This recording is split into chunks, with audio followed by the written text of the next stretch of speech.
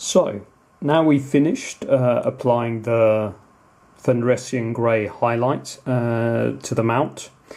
And yeah, as you can see, the muscled areas have been highlighted and the raised areas have been nicely defined. This can be a bit tricky when it comes to applying this to larger areas of muscle, where you don't really want to apply the highlight to the entire muscle, and so you want to sort of apply to just the sort of the raised areas, and then like we said, blur the edges a bit, so so it blends into the rest of the muscle. Right, with that, the skin is done, and this model is actually starting to sort of resemble something horrific. So what we're going to do now is work on the runes and the sort of ornamental and magical parts of the armor that you can see here. There's a chaos star on the front plate here, and a few other details. And we really need to get this done before we start painting the main parts of the armor. So what we're going to do is we're going to make these runes blue, sort of so they shine with an inner light. What we're going to start with is paint them with a base of Sotek green. This isn't actually a base, but rather a layer. But I like to use this for this purpose, mainly because I want the light to not be just plain blue. I want a little bit of green in there. Because, well, I wanted to resemble sort of like ice, and ice is not, well, it's not completely blue. It usually has a little bit of a green tinge to it. And this is fairly straightforward. Use a standard brush, and since we're going along the painting in the middle of the plate armor, there's again no need to be neat. So just apply this within the recesses of the runes, and okay, so we finished applying the Sotek green to all the sort of runes and recesses and pieces of shattered armor, not only on the mount, but I've also added it to pieces like the shield rune, the breastplate for the mount, and also and sort of the eye socket for the helmet, and also a gem on the breastplate. Now, something I figured out halfway through doing this is that due to the sort of nice, fine pieces of detail in these runes with the sort of shattered, broken up pieces of armor, you really need to watch your paint in these areas, because too much paint on the brush will mean that you cover up some of these nice, fine, broken up pieces of detail, and even though on nice flat areas it's easy to remove the paint, but here you actually have to dig it out of the grooves, and you really don't want to mess up any of that detail. Now, what we're going to move on next is just basic shading, which we've done before. We're going to use Drakenhof Nightshade for this. Now, this shading needs to be done quite a bit more delicately than the shading we'd done before, and that is because these runes are very narrow. They got very sort of fine lines, and too much wash will simply make this rune look sort of really dark blue or black, and we don't want that. So we just want a nice, very fine layer of shade in these runes.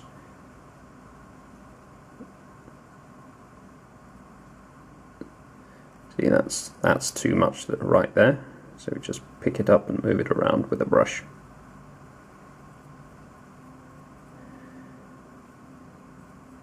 There we go. Now, like I said earlier, the little bit of patience, or quite a bit of patience, and a steady hand. Anyone can learn these kind of techniques. It's not rocket science.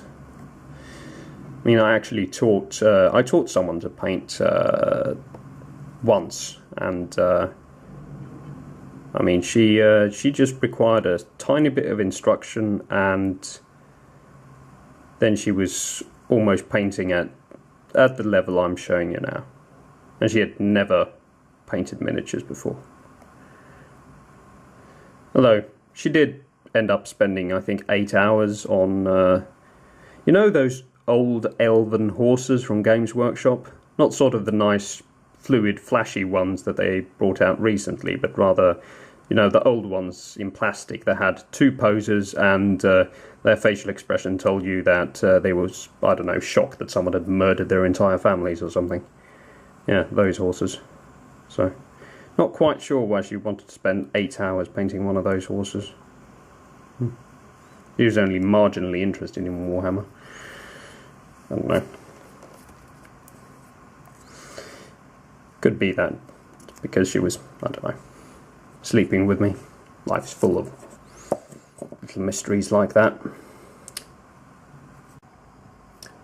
Okay, so as you can see, we've added a bit of the Drakenhof Nightshade as a wash. And what we're going to do now is highlight it. Now, this is an incredibly delicate area because, as we said before, there are only minute, tiny little details within these shattered areas. And, of course, then you'll need a really fine brush for this part. And what we're going to use is paint called Temple Guard Blue. And this is it's a very light blue, but it has sort of hints of green in it, so it's ever so slightly turquoise. So gonna use that to put in a bit of a highlight into these runes. So, need one of these plastic sticks. Some of these paints don't have really stay open on their own. Now, just want a tiny little bit of paint. However, if the paint is very runny, you have to watch yourself a bit, because then it can actually, by capillary force, be drawn up into the brush, which you definitely don't want, because if you hit anything with that blob of paint further up in the brush, it will break and just produce a huge blob of paint in the middle of your rune. So you really don't want that. So you just want a nice even spread. This is very delicate work.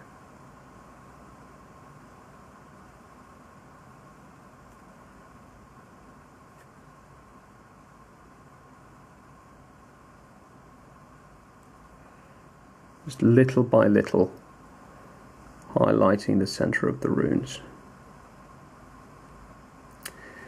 Now, another reason we only wanted, we didn't want the previous shading to become too dark, is because in several areas of these runes you can't actually highlight at the most extreme sort of narrow points. You can't really highlight them. And the reason we only want a thin layer of shade is so you can still see sort of the blue and the Sotek green shining through.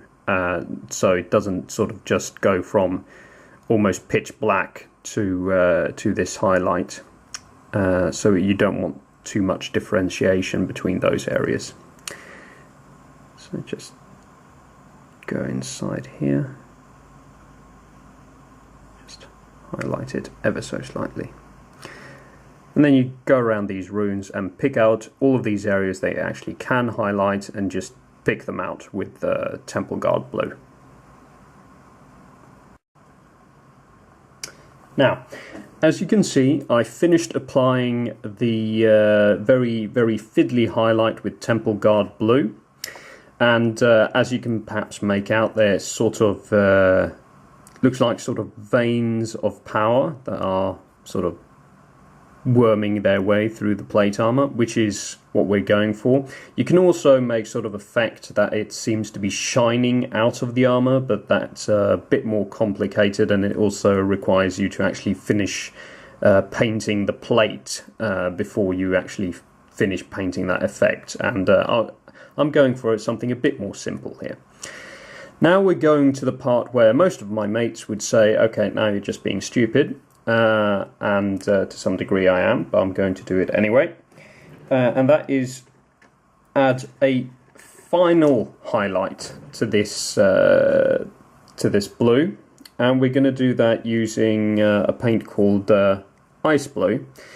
Ice Blue actually doesn't exist anymore since it's part of Games Workshop's old paint range. However, for some reason it's one of those few paints that actually stayed alive until now.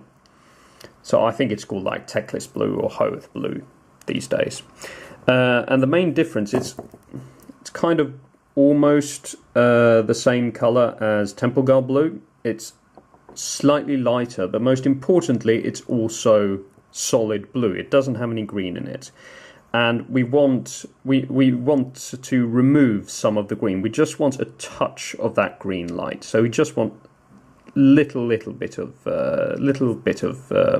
green light, and we're going to. I'll be doing the gemstone here separately because we'll be doing a few extra tricks with that. So just want a little bit of the blue paint. There we go. And oh, that's too much. Go away. There we go. And just run it along the utmost areas. I don't know how visible this is on a screen, but it's quite a subtle effect in real life. So don't know if you'll be able to see this properly. Now, with the sort of really fine highlighting with Ice Blue finished, like I said, I'm not sure you can see, but at least you can see that the runes and sort of broken up pieces of armor are. There seems to be some sort of power enmeshed in this armor, which is the effect we're going for. Now we're just going to be putting the rest of this aside for now and focus on this little gemstone hidden in one of the shoulder plates. It's really quite small. I've chosen to paint this in Sotic Green and Drakenelf Nightshade and not Ice Blue, Temple Guard Blue, just as the rest of the runes, to sort of also give it the sort of icy feel. However, we're going to finish it slightly differently, and we're going to be using Ice Blue, but on this gemstone we want a slightly more pronounced difference between the Temple Guard Blue and the Ice Blue. We don't just want to regulate the light of the gem, but we actually want some difference. So what we're going to do is we're going to use some Skull White. This is also an old paint. I think it's called Ceramite White, or however the hell that's pronounced. And we're actually going to do some mixing, something I don't usually do a lot of. I'm going to pick a medium brush, mainly because we're going to try to finish this in as few strokes as possible to make sure the gem looks nice and smooth. And what we're going to do is we're going to take some, it's a nice run as I'd like it, but we're going to just put a bit of Ice Blue down here, add a tiny bit of water to it. There we go. And then we're going to blend it with just a little bit of Skull White to make sure that it really sort of separates itself from the Temple Guard Blue.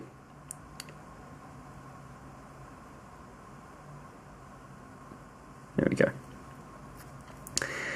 And then when painting gemstones, you usually want a base layer, and then a layer that covers almost the entirety of the gem, so you can just see sort of the corners of the gem where it's ensconced in the armor.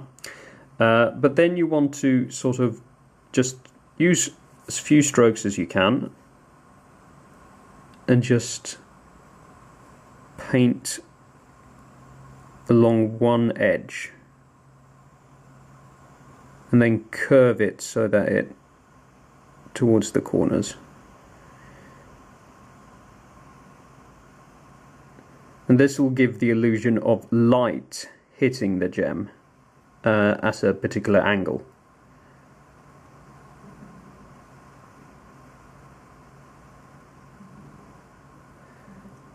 There we go. Next we're going to finish this off with just a tiny final highlight, which is just a tiny bit of white, which we're going to,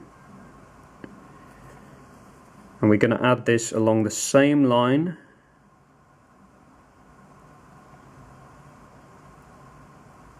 that's a piece of the actual.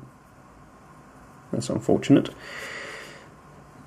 Got a slight brush particle of part of the brush stuck in the gem. That's faintly annoying. So I'm going to have to remove that.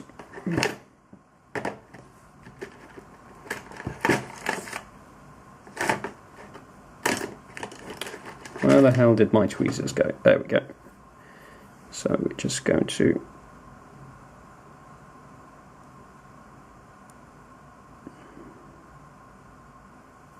remove this.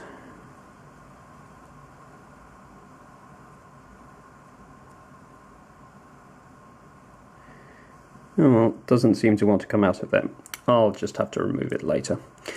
However, now as you can see, we got a nice build-up of colour, and we got a slight tinge of white along the edge here.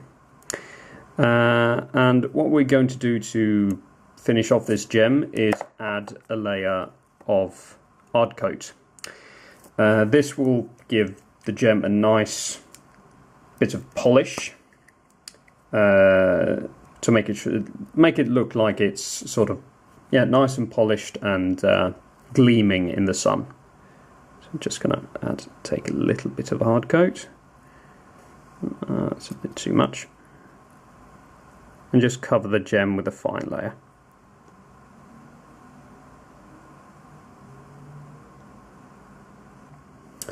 Okay, now that we've finished the runes and the gemstone on the shoulder pad, it's time to move on to one of the key components of the Warriors of the Dark Gods, and that is metal. Now, we won't be painting all of the metal in one go, because there are several areas we need to paint first before we paint other parts, but it's time to start on the core components of metal. And that is first the chain mail around the barding of the steed, and also some of the chain mail worn by the rider, and of course his spear. So we want, since it's a core component of the army, how you paint metal, we want this to tie in with the theme.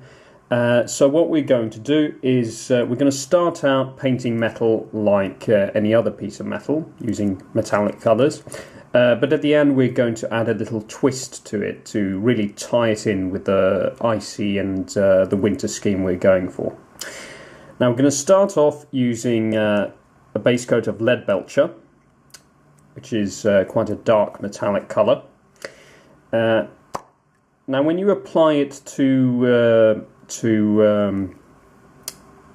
normal sort of flat areas like the spear and all the rest of it, then it's quite basic really. However, it's a little bit different when it comes to applying to chainmail. Chainmail by definition has a lot of, well, holes and really fine parts, and you don't want to fill those in.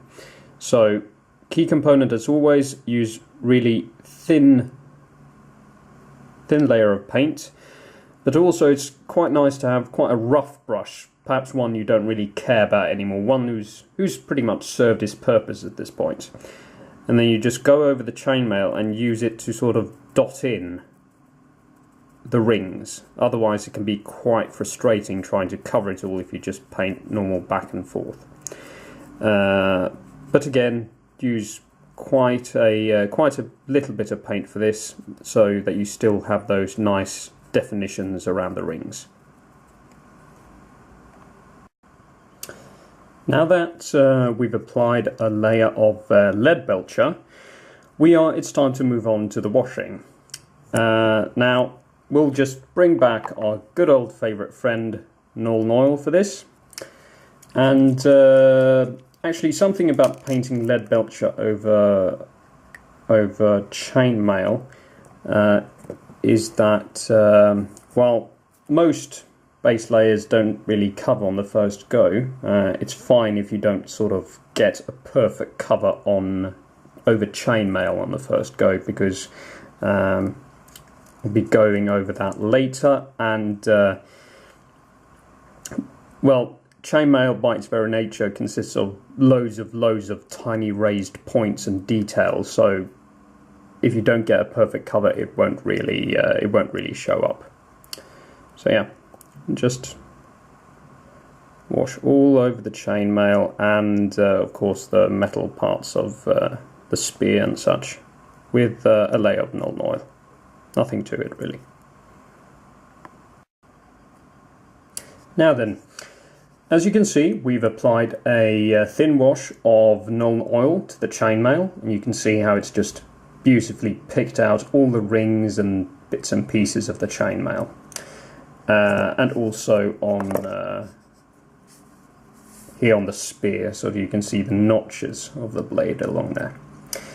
Right, the next part we are going to do a little bit differently, at least in regards to the chainmail. So we'll put this guy aside for now. Now you can layer chainmail as we've done with all the rest of the mount. Thing is, that takes a bit of time, and by a bit I mean I'd like to be finished with this model before I turn, I don't know, 78. So we're going to use a technique called dry brushing for the chainmail.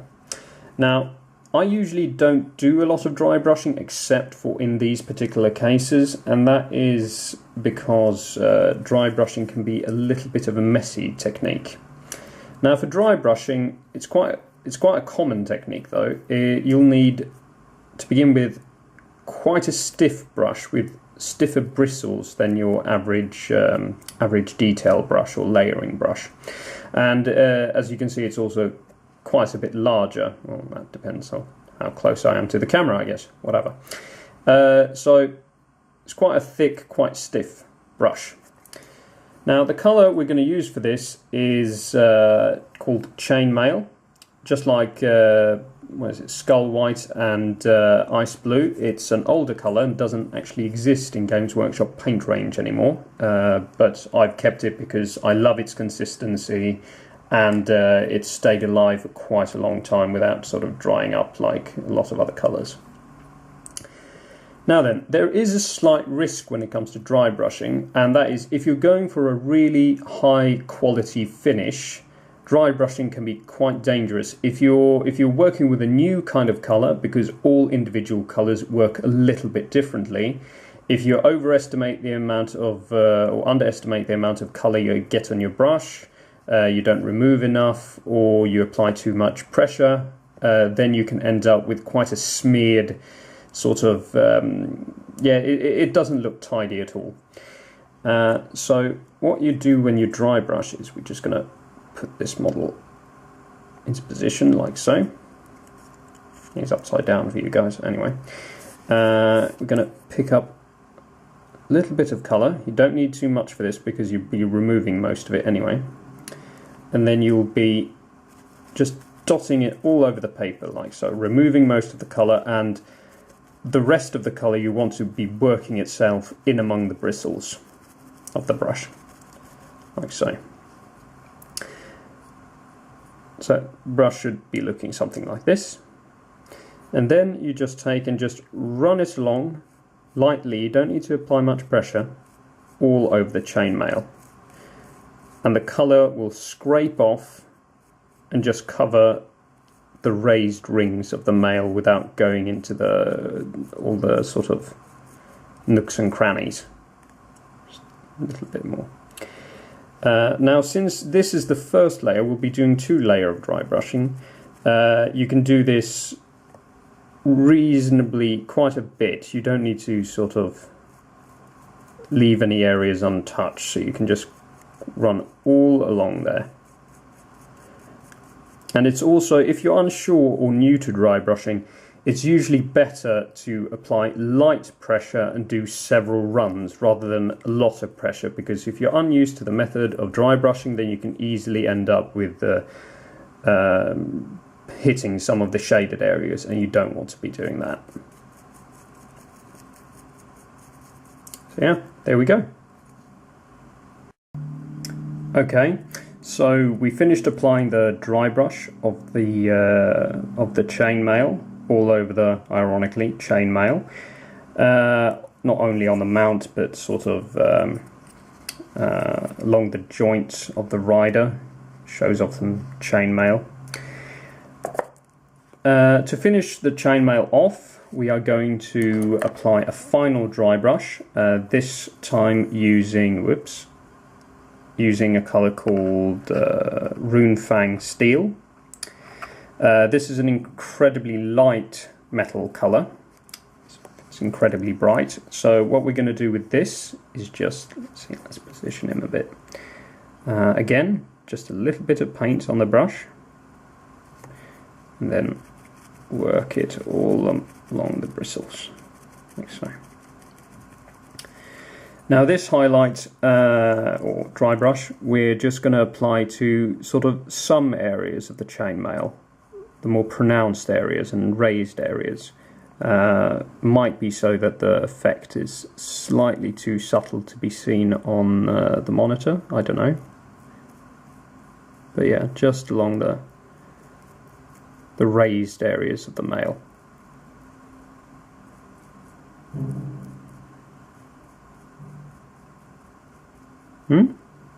Now we'll be applying both chainmail and Rune Fang Steel as layers to the rider's spear and also the chain he seems to be holding. I'll be doing that separately. However, all metal for this model does require a certain finish, which I'll show you once I've finished with all the dry brushing, and I'll do the layering for the spear off screen as well. And I'll show you then the final finishes for the metal. So I've finished the dry brush on the chainmail with the Rune Fang Steel, and I've also layered the rider's spear in both chainmail, and then added some highlights of Rune Fang Steel along the edges, the serrations, and also the notches in the blade here towards the tip.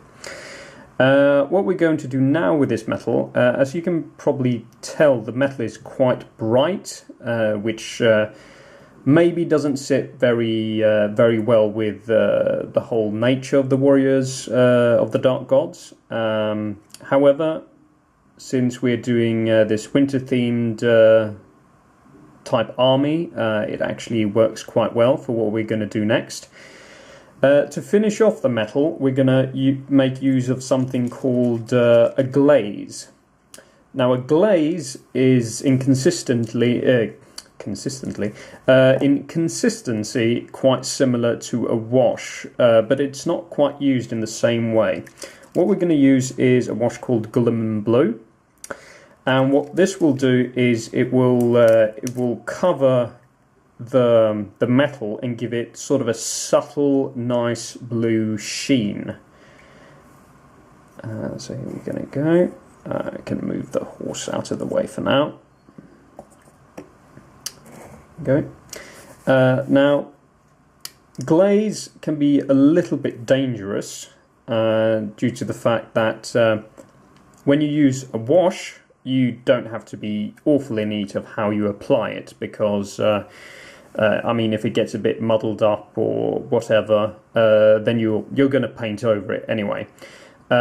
Since you apply this as a finish, you really need to make sure that it's applied evenly all over the model, or all over the area you want to glaze. Because it dries quite quickly, you have to apply it quite fast, and you need to do some pretty fast decisions on how to apply it. Otherwise, you will most likely ruin the effect. So we can put plenty on the brush, because we're going to apply it fast, and it's easier to remove than to add, because if you add to an already dried layer, it will look really wonky. So here goes. I'm going to do this quite quickly. Now you see this is quite an intense blue. This is not exactly what we want, so we're going to be removing quite a bit of this.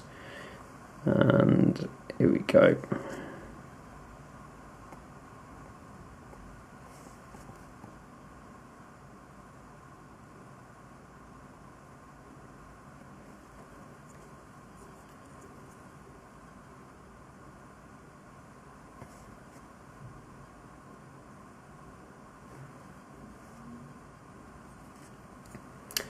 Right, and there we go.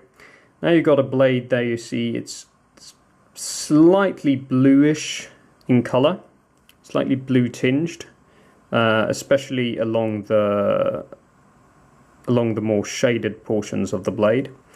And it's also brought out the highlight of Rune Fang steel quite nicely, especially towards the spine of the blade. So this is what we're going to do along all the metal and all the chainmail, just to make the metal a little bit icy looking.